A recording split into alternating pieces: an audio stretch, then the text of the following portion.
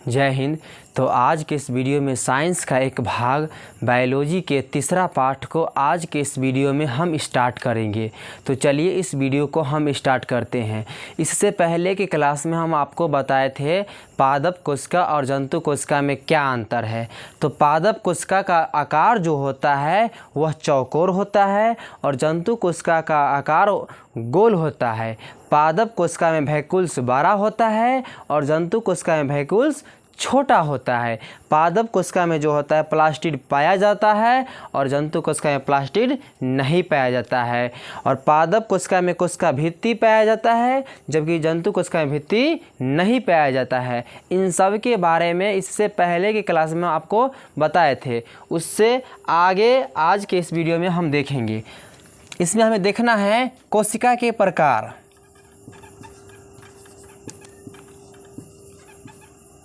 कोशिका मुख्य रूप से दो प्रकार की होती है। एक होता है प्रोकैरियोटिक,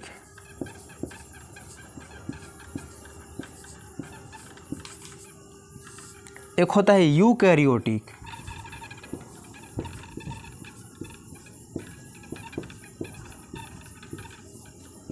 कोशिका जो होती है, कोशिका दो प्रकार की होती है, एक प्रोकैरियोटिक और यूकैरियोटिक।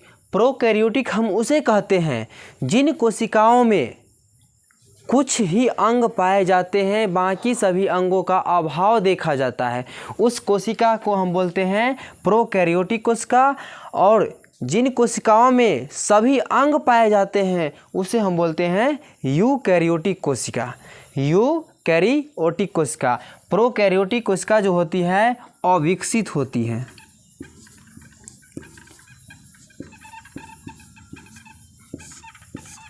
और यूकैरियोटिक कोशिका जो होती है विकसित होती है।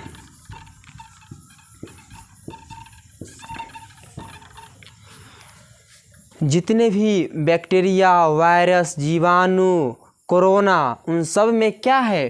प्रोकैरियोटिक है। यानी उन सभी पदार्थ को, सभी जीव को ऊर्जा की कम आवश्यकता होती है, इसलिए इसे प्रोटीन की भी कम आवश्यकता होती है। तो इसे प्रोटीन के लिए 70S प्रोटीन की आवश्यकता होती है और हम लोग में ज़्यादा ऊर्जा की आवश्यकता होती है, इसलिए हम लोग में 80S प्रोटीन की आवश्यकता होती है। S का अर्थ होता है सेडिमेंटेशन कोफिशिएंट। और यूकैरियोटिक जो होता है वह दो प्रकार के होता है। एक होता है पादप और एक होता है जंतु। इन दोनों के बारे में इससे से पहले की क्लास में आपको बताए हैं। देखिए, उसके बाद बताए थे हम आपको कोशिका। कोशिका जो है एक झिल्ली के समान संरचना है जिसे हम बोलते हैं कोशिका झिल्ली। और कोशिका झिल्ली जो होती है प्रोटीन और लिपिड की बनी होती है। इसमें हम देखे थे माइटोकॉन्ड्रिया। क्या देखे थे? माइटोकॉन्ड्रिया। तो माइटोकॉन्ड्रिया क्या किया था? ऊर्जा बनाया था। परिवहन करने के लिए आया था गोल्जी बॉडी और विभाजन करने के लिए आया था सेंट्रोसोम। उसके बाद कोशिका को आंतरिक सहायता प्रदान करने के लिए आया था एंडोप्लाज्मिक रेटिकुलम। क्या है? Endoplasmic reticulum. अंतःपर्दवीय जालिका। यह दो प्रकार के होते हैं, स्मूथ और रफ। स्मूथ पर पाया जाता है वसा और रफ पर पाया जाता है राइबोसोम। और राइबोसोम ही प्रोटीन का निर्माण करता है, अतः राइबोसोम को हम प्रोटीन की फैक्ट्री कहते हैं। उसके बाद कोशिका के अंदर पानी को स्टोर करने के लिए आया था वैक्यूल्स। यह पादप में बड़ा होता है और जंतु में छोटा होता है। उसके बाद आया था इन सब को कंट्रोल करने के लिए केंद्रक, जिसे हम कोशिका का दिमाग कहते हैं। उसके बाद आया था लाइसोसोम। और लाइसोसोम के अंदर जल अपघटक एंजाइम पाया जाता है, जिससे यदि किसी कोशिका का अंग काम नहीं करता है तो उसके बाद लाइसोसोम अपने अंदर से जल अपघटक एंजाइम छिड़क देता है, जिससे कि वह कोशिका नष्ट हो जाती है। अतः इसे लाइसोसोम को हम आत्महत्या की थैली कहते हैं। इन सब कोशिका को चिपकने से बचाने के लिए हम क्या किए थे? तो इसमें हम द्रव भर दिए थे। उस द्रव का नाम था कोशिका द्रव। इन सब द्रव का नाम क्या था? कोशिका द्रव। कोशिका द्रव था। इस सब के बारे में इससे पहले के क्लास में आपको बताए हैं। देखिए यहाँ पर केंद्रक की खोज कौन किया था? रॉबर्ट बरान। जब रॉबर्ट बरान केंद्रक को देखा, जब उन्होंने जूम करके देखा तो इसमें छोटे छोटे आकार के कुछ चीज़ तैर रहा था। तो उन्होंने कहा जो होगा कुछ, और केंद्रक की खोज करके उन्होंने चल गए। जब अगला वैज्ञानिक आया, उन्होंने कहा जी क्या तैर रहा है। जब उसे निकाल करके जूम करके देखे तो उन्हें दिखाई दिया रिंच की तरह।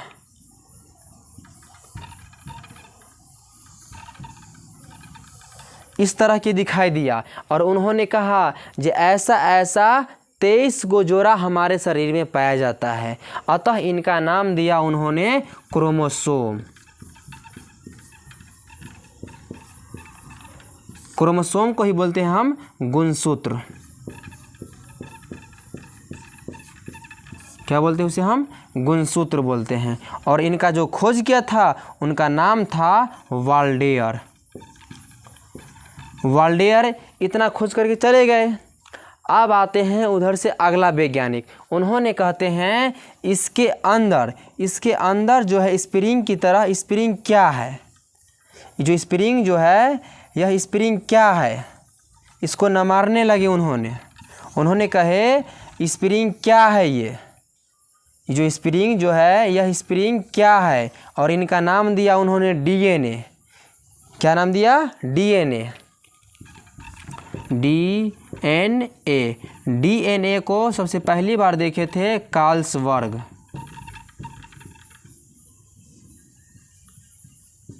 और इनका मॉडल जो होता है डबल होता है, यह दिए थे वाटसन एवं क्रिक। तो डीएनए का मॉडल कौन दिया? वाटसन एवं क्रिक। उसके बाद अगला वैज्ञानिक आए तो उन्होंने जोहने लगे और कहे इसके अंदर ये क्या है? इसके अंदर जो रचना जो है ये क्या है? तो उन्होंने कहा यह जीन है, अतः जीन के खोज कर दिए जोहानसन। कौन कर दिए? जोहानसन। कौन कर दिए? जोहानसन। जीन ही डीएनए का आनुवांशिक आधार है। डीएनए के कारण हमारे माता पिता का गुण हमारे में आता है। जैसे में 2 गो पैर 2 गो हाथ, तो ये माता पिता का गुण है। तो वो गुण जो है हमारे में आता है किसके कारण? डीएनए का कारण। और डीएनए के अंदर क्या पाया जाता है? जीन। जीन के खोज जोहानसन। तो आपसे प्रश्न पूछेगा जीन किसे कहते हैं? तो डीएनए की क्रियात्मक इकाई को हम जीन कहते हैं। और जीन का खोज जोहानसन ने किया था। कौन किया था? जोहानसन ने किया था। यदि इसके अंदर यानी कोशिका के अंदर बहुत सारा अंग था, सभी को आपस में लड़ने से बचाने के लिए हम कोशिका द्रव दे दिए थे। और केंद्रक के अंदर भी बहुत सारा चीज़ है, क्रोमोसोम है, डीएनए है, जीन है। इन सबको बचाने के लिए केंद्रक के अंदर भी हमें तो द्रव डालना होगा ना। तो इस सबको बचाने के लिए हम क्या करते हैं? केंद्रिका द्रव डाल देते हैं।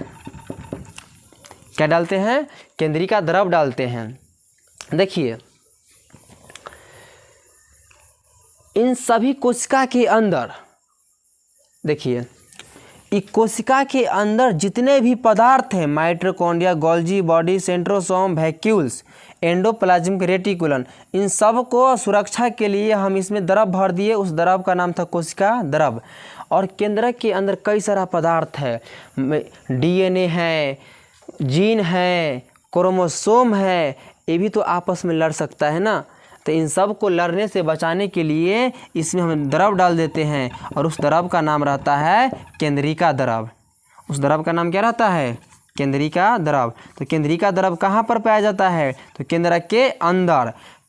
केंद्रिका द्रव कहाँ पर पाया जाएगा? केंद्रक के अंदर। और कोशिका द्रव कोशिका के अंदर।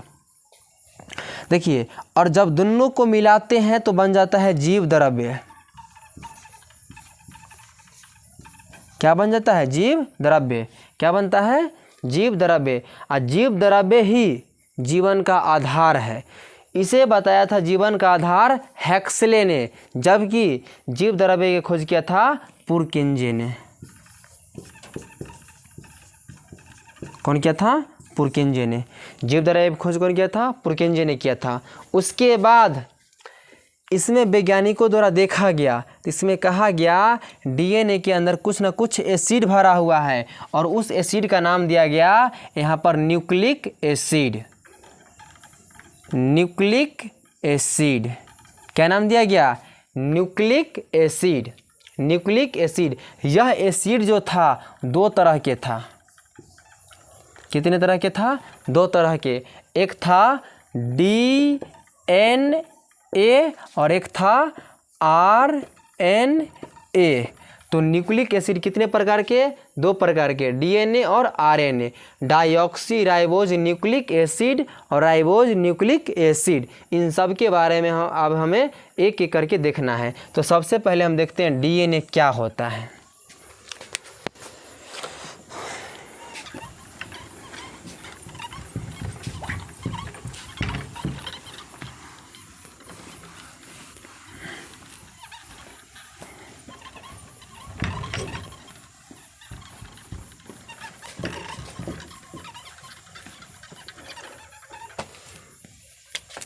DNA, dioxy ribose nucleic acid. DNA की जो श्रृंखला जो होती है वह बनी होती है पॉली न्यूक्लियोटाइड का।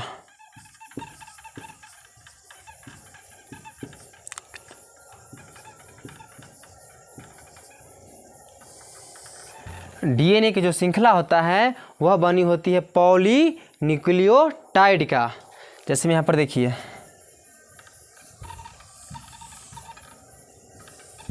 ये क्या है? DNA। तो DNA के अंदर जो श्रृंखला बना होता है वो किसका बना होता है? पॉलीन्यूक्लियोटाइड का। पॉलीन्यूक्लियोटाइड का। यह पॉलीन्यूक्लियोटाइड जो है 2 तरह के होते हैं।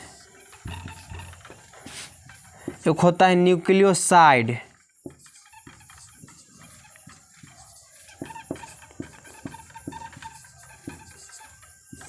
और एक होता है फॉस्फेट।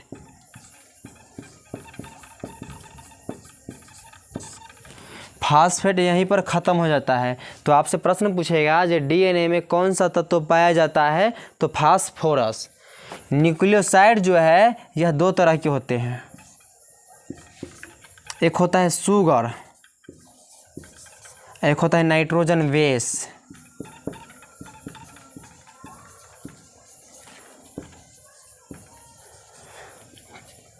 तो आपसे प्रश्न आएगा डीएनए के मुख्य भाग क्या है? Nitrogen base. और शुगर क्या होता है? जैसे में देखिए यहाँ पर DNA और RNA। तो आपसे प्रश्न पूछेगा जो डीएनए में देखिए न्यूक्लिक एसिड के आगे जितने भी है उन सब के सब शुगर है। तो आपसे प्रश्न पूछेगा जो डीएनए में कौन सा शुगर पाया जाता है, तो डाइऑक्सी शुगर पाया जाता है।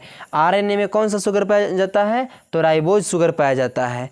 यानी इसके अंदर क्या पाया जाएगा? या तो डाइऑक्सी पाया जाएगा नहीं तो राइबोज पाया जाएगा। ये दोनों शुगर इसमें पाया जाएगा। नाइट्रोजन बेस जो होता है वह 2 प्रकार के होते हैं। एक होता है प्यूरीन, एक होता है पैरेडमीन। प्यूरीन और पैरेडमीन।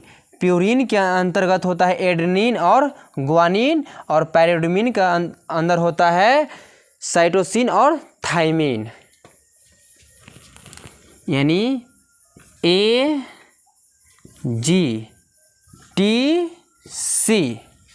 यानी AG जो होता है प्यूरीन के अंतर्गत होता है और TC जो होता है पैरेडमीन के अंतर्गत होता है। AG यानी एडेनिन ग्वानिन प्यूरीन के अंदर होगा और थाइमिन और साइटोसिन पैरेडमीन के अंतर्गत होगा। हम लोग सिंपल भाषा में बोलते हैं AG, मतलब घर में जो जब बोला जाता है AG का अर्थ क्या होता है? अवे गदहा। OG का अर्थ क्या होता है? सुनवे गदहा, सुनो जी। इसका अर्थ क्या होता है? सब उल्लू बनाया जाता है। तो आप लोग खूब खुश होते हैं। तो इसमें क्या होगा? AG। तो AG का अर्थ क्या? प्यूरीन, और TC का अर्थ पैरेडमीन। देखिए जितने भी बीमारी जो होता है ना, सब के सब बीमारी जो फैलाता है RNA फैलाता है। और हमारे पास जो मशीन है वो मशीन डीएनए को जांच करता है। तो आरएनए से डीएनए बनाना ज़रूरी है, तभी बीमारी जांच हो सकता है। तो यहाँ पर हम क्या करते हैं, थायमीन के स्थान पर यूरेसिल लगा देते हैं। और जब यूरेसिल लगाते हैं तो क्या बन जाता है, आरएनए। अब पुनः इसे यूरेसिल हटाकर यदि थायमीन लगा देते हैं तो फिर बन जाता है डीएनए। ये डीएनए से आरएनए बन सकता है और आरएनए से डीएनए भी बन सकता है।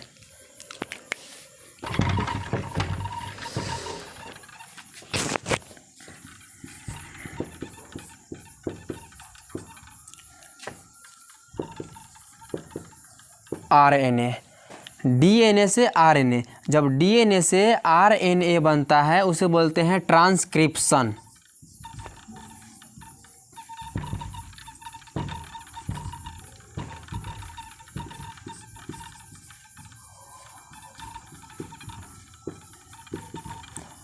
डीएनए से जब आरएनए बनता है उसे बोलते हैं ट्रांसक्रिप्शन। जब आरएनए से डीएनए बनता है, क्योंकि आरएनए से डीएनए भी बन सकता है और डीएनए से आरएनए भी बन सकता है। जैसे यहाँ पर थायमीन के स्थान पर इसको हटा के यूरेसिल लगा देंगे तो आरएनए बन जाएगा, और यूरेसिल को हटाकर थायमीन लगा देंगे तो डीएनए बन जाएगा। यानी डीएनए से आरएनए बना कहलाएगा ट्रांसक्रिप्शन, और आरएनए से डीएनए बनना कहलाएगा रिवर्स ट्रांसक्रिप्शन। Reverse transcription.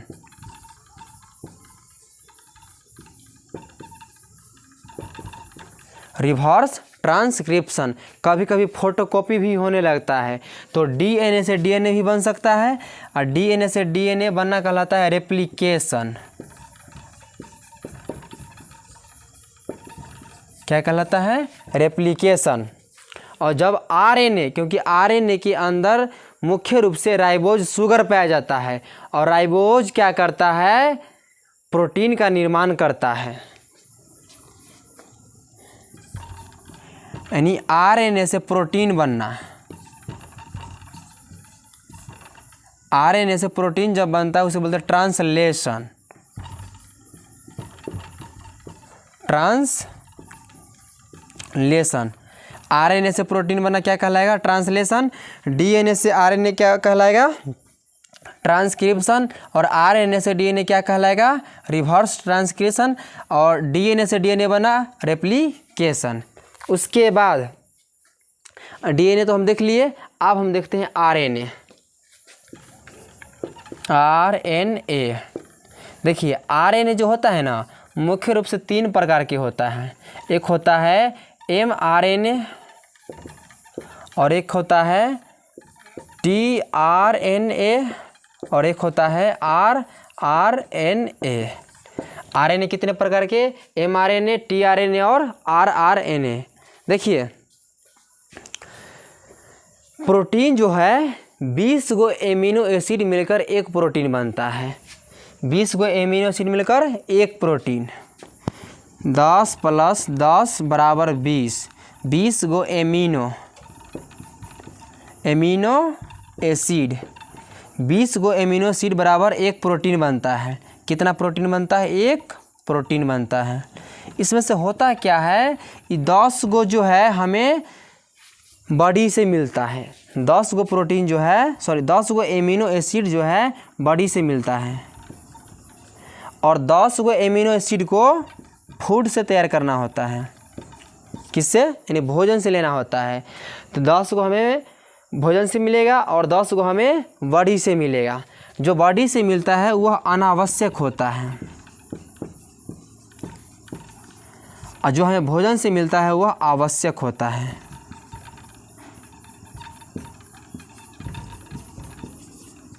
क्या होता है, आवश्यक होते हैं। और ये दोनों मिलकर 20 गो एमिनो एसिड बनता है, और 20 गो एमिनो एसिड से एक प्रोटीन का निर्माण होता है। तो शरीर के अंदर आवश्यक प्रोटीन की पहचान करने के लिए कुछ ना कुछ होना चाहिए कि नहीं। जैसे में जब आप जाइएगा दिल्ली, यहाँ से, तो दिल्ली से जब यहाँ पर जाइएगा और आपके पास टिकट नहीं रहेगा, तो आपको पहचानने के लिए टीटी जो है टिकट चेक करेगा जो आपके पास टिकट है कि नहीं। यदि आपके पास टिकट नहीं रहेगा तो पहचान लेगा। सेम उसी तरह शरीर के अंदर जितना भी आवश्यक एमिनो एसिड रहता है, उस आवश्यक एमिनो एसिड की mRNA क्या करता है, यह पहचान करता है। क्या करता है, पहचान करता है। ये पहचान कर लिया और tRNA क्या करता है, यह परिवहन कर देता है। क्या करता है, परिवहन करता है। मान लीजिए यही पहचान किया है और यही परिवहन करने के लिए यहाँ पर चला आता तो कुछ एमिनो एसिड भाग भी जाता, इसलिए यह पहचान करता है और ये परिवहन करता है। और ये क्या करता है, प्रोटीन का निर्माण कर देता है। क्या कर देता है, निर्माण कर देता है।